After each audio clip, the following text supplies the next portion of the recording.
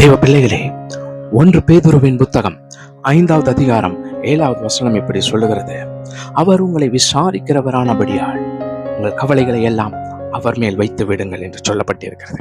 ஆகவே உங்களுடைய வாழ்க்கையிலே வறுமை இருக்கிறதா, கஷ்டங்கள் இருக்கிறதா, துன்பங்கள் இருக்கிறதா, துயரங்கள் இருக்கிறதா, துக்கத்தோடு வாழ்ந்து கொண்டிருக்கிறீர்களா?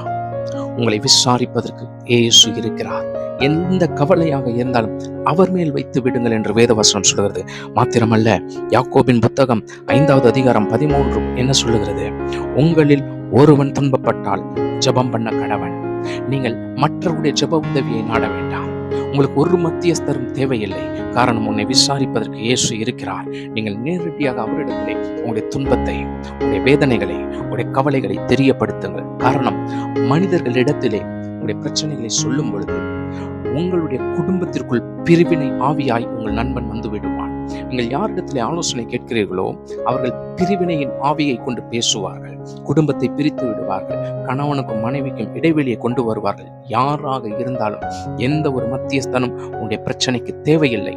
எந்த ஒரு மத்தியஸ்தலும் உன்னுடைய பிரச்சனைக்கு தேவையில்லை. காரணம், இயேசு உனக்கு இருக்கிறார். உனக்காக பரிந்து பேசுபவர், உனக்காக வியாகுலப்படுபவர், உனக்காக எல்லா வேதனைகளையும் எல்லா துக்கங்களையும் ஏற்றுக்கொண்டவர் இயேசு ஒருவரே.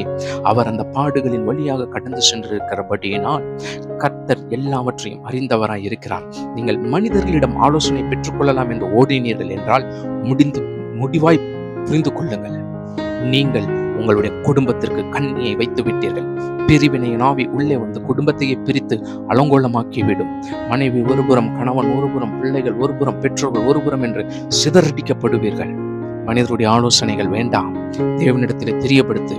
துக்கத்தை மாற்றுவார், உன் கவலைகளை நீக்குவார், உன் வியாதிகளில் இருந்து விடுதலை கொடுப்பார். எந்த பிரச்சனையாக இருந்தாலும் மனிதர்கள் கோல்மூட்டுபவர்கள், உங்கள் முதுகுக்கு பின்னாடி பேசுபவர்கள், புறம்பாக்கி போடுபவர்கள், அந்த காரியங்களுக்கு எச்சரிக்கையாயிருங்கள். அந்த மனிதர்களுக்கு, நயவஞ்சகர்களுக்கு எச்சரிக்கையாயிருங்கள். தேவனிடத்தில் தெரியப்படுத்துங்கள். அவர் எல்லாவற்றையும் அறிந்தவராய் இருக்கிறார். ஏற்ற நேரத்திலே அவருடைய கரம் இறங்கி உனக்கு கிரியை செய்யும். நீ அதிசயத்தையும் அற்புதத்தையும் காண்பாய். God bless you.